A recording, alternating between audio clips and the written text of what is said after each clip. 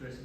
Let's talk about the mindset of this team as you transition now into postseason play and head to Hoover.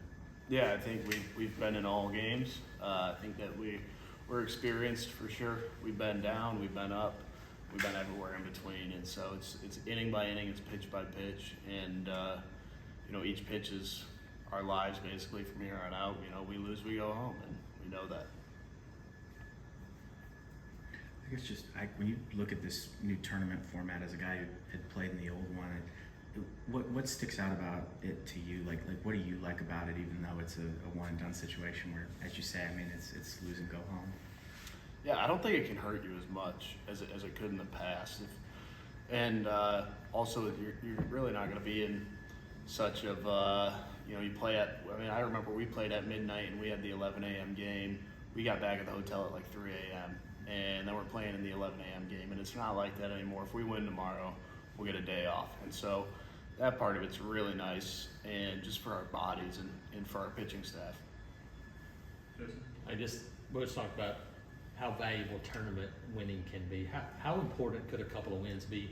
Not necessarily from but just from a mindset standpoint of winning tournament games. How valuable could that be? Yeah, it'll be huge. If we can win, that means we don't have to practice as much. We're doing our live game reps, and we grow as players more in that than we do it in a practice. And you're always staying fresh. You're seeing arms, and although it's not a regional, it'll get us prepped for one, because we're not trying to simulate games like we would be here.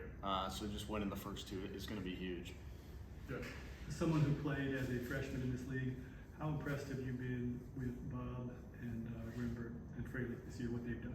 Yeah, I remember I had a pretty good freshman year, and I hit 275 in the league. And to see Chris hit 375 in the league, I'm not sure how you don't win a co-freshman of the year. I think he had 10 home runs too to go with it. But that's for another time. And but they're all really impressive, and they all play really well.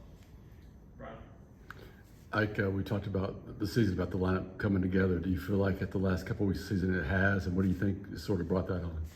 Yeah, I think you really saw it flip against Mississippi State when we lost game 2, but all of a sudden all of our bats came alive, and it was like a weight was lifted off of our shoulders, and we all just clicked. And it's not really, you don't really say anything to the guys, but everybody just knows in their head that we're playing good and we're playing together. And it's been the difference for you, especially on the road in the SEC. You hit like 433 on the road. More of your home runs in the league came on the road this year, which is unusual in this day and age. But what's the difference for you? I don't know. I just remember Case and Howell telling me my freshman year about how when you go to the road and you can just hear a crowd go silent. And my first 2 years, I really haven't done that. And then this year, I think it just came back from an injury, and all of a sudden we're at Kentucky, and it's first place. I really started to get going, and I think it carries over, and I look forward to playing on the road. I look forward to doing that more than I do playing at home. Not that I don't love playing at home, but I just like to hear a crowd go quiet.